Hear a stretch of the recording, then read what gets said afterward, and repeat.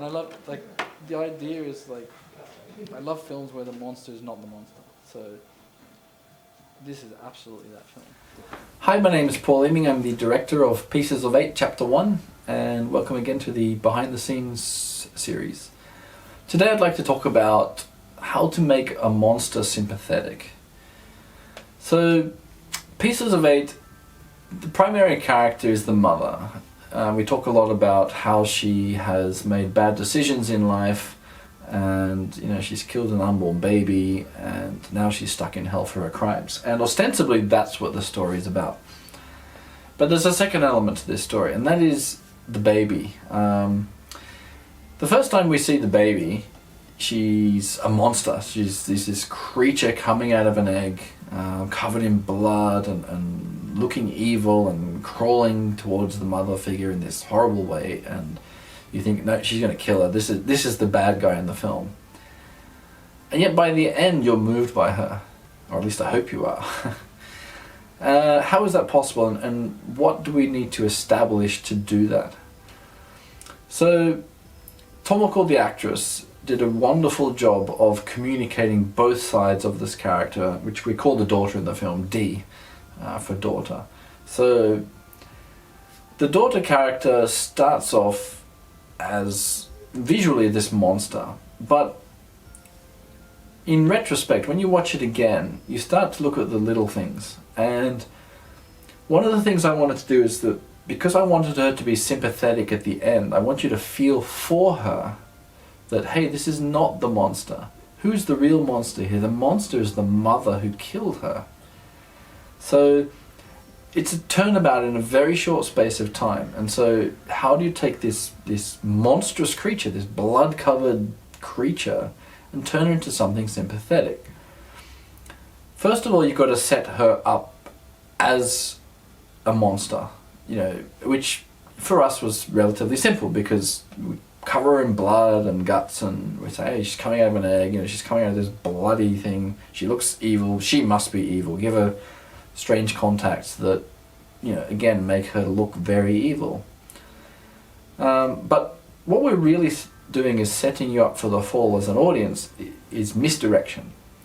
So in misdirecting you to think that she's a monster because, we have this mother figure that's all very pretty and cute and wearing a white, dress that's covered in blood, our sense of horror films in general, when we see a woman looking helpless, covered in blood, we automatically assume she is the hero of the story or the heroine of the story. That's a setup, and it's a common setup, and there's nothing wrong with that in a film. But what I wanted to do is subvert expectations a little bit. And there have been some films out there that have taken what appears to be a heroine and turned her into the actual monster. And I won't say the names of the film because I don't want to give away the plots to films you may not have seen.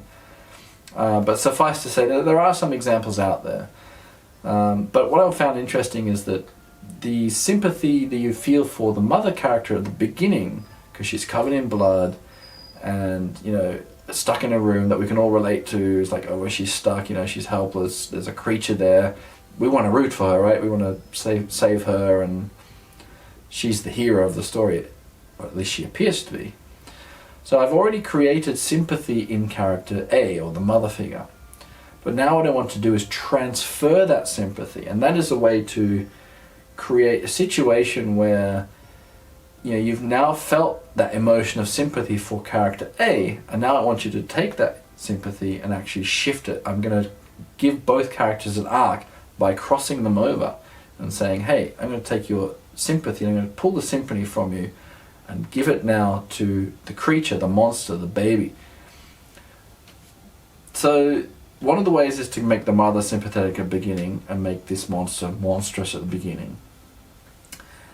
The second way is that there was some physical things we did to Tomoko, the actress that plays the daughter character. If you look carefully at the film, and I hope you've all seen the film before you watch this, of course, what we've done when Tomoko, when the daughter character finally gets her wish, the hug, the mother's hug, all she wanted was love. And we all relate to this as an audience, which is another way of making her sympathetic. One of the physical things we did was to take Tomoko's contact lenses out. And by taking the contact lenses out, when she looks up at the mother, suddenly she has human eyes. And the eyes are the window to our soul, we say. And movies live on close-ups, and if you watch any intimate moment in a film, generally is in close-up, and the actors are expressing emotion with their eyes, and we are ingrained instinctually to look at a person's eyes, initially in a sense of fight or flight, like, is this person a threat? So by looking into their eyes, we hope to ascertain, are they a threat or not? Is this somebody that is a danger to me? And this is from millions of years of evolution. So we are hardwired to look at people's eyes anyway. So by removing her contact lenses, suddenly she has a human face. And that helps her become sympathetic, especially when we've also positioned her lower to the mother. So she's looking up at the mother. It's the classic Christ pose, looking up at the parent figure, the authority figure. So all these things help to make the daughter character sympathetic, when initially our sympathy lay with the mother character. Now at the same time, because I've transferred the sympathy from the mother to the daughter, suddenly you have a realization, oh, this is the person I'm rooting for, not the mother. So automatically your brain has now associated the mother as being the bad person. And in so doing, in a very short space of time, I think like 3 minutes, I've taken you on an arc for both characters, just based on creating sympathy for one character and then transferring the sympathy to the other character. And because of that transference, and because there's a monstrous figure and a sympathetic figure, by transferring one, I kind of cause you to transfer the monster feeling onto the mother figure, because you've had a subversion of expectations. So that's a small way that you can create both character arcs in your stories, plot points in your stories, all through just taking what we feel as an audience for a character and transferring it to the other character. Thank you very much for listening, and stay tuned for the rest of the series, and please subscribe if you haven't already. Thank you very much.